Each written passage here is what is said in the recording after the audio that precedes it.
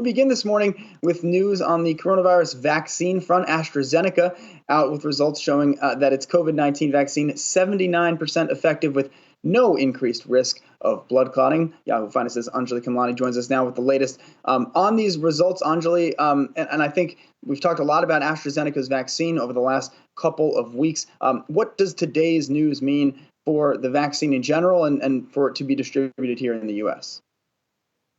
Well, it definitely gets us one step closer to having that vaccine available here in the U.S. and also really signals stronger safety to any of the concerns from last week.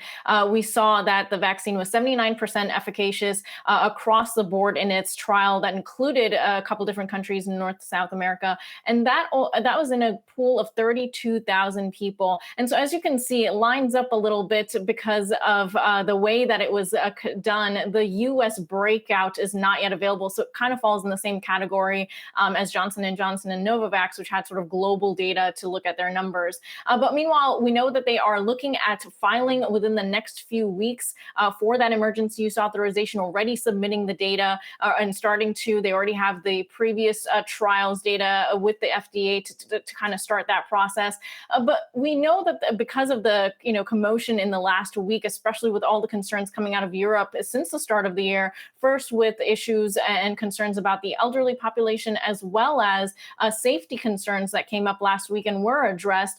Specifically addressing that, we had NIAD, the institution that Dr. Anthony Fauci leads, releasing a statement today on the data, saying specifically that there was no increased risk of blood clots, and the company also noting the same, adding as well that 80% efficacy, so just slightly over the general population in 65 and older. There you go. You have that information from NIAD saying that the events that were seen in Europe, there was no increased risk based on the Data Safety Monitoring Board observing the clinical data. So we don't have the actual data itself. This is just that press release, that initial sort of run of information. We also did learn from a conversation with media and officials just now that one of the concerns is going to be how to increase the product that they can get delivered out there, specifically looking at about 30 million doses ready to be sent off as soon as an EUA is confirmed, along with 20 million additional doses after that, and then about 15 to 20 million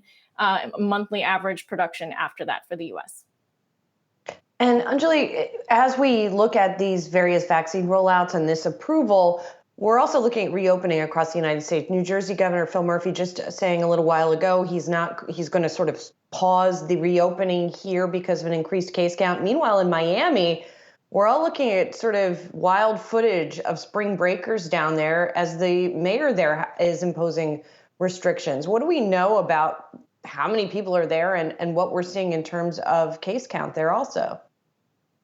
Well, we know that the large crowds are because of spring breakers flooding to the area. There were definitely some concerns about the way that this curfew, this 8 p.m. curfew was put in place, with some scenes of police getting very aggressive. And that's something that, especially because of the number of people that were of color in the area, that really is creating a lot of tension for the area. But we know that has been something that has been a concern around the country. The idea that not just spring breakers, but just people in general getting back on planes, getting back to traveling. We've seen increased TSA numbers as well.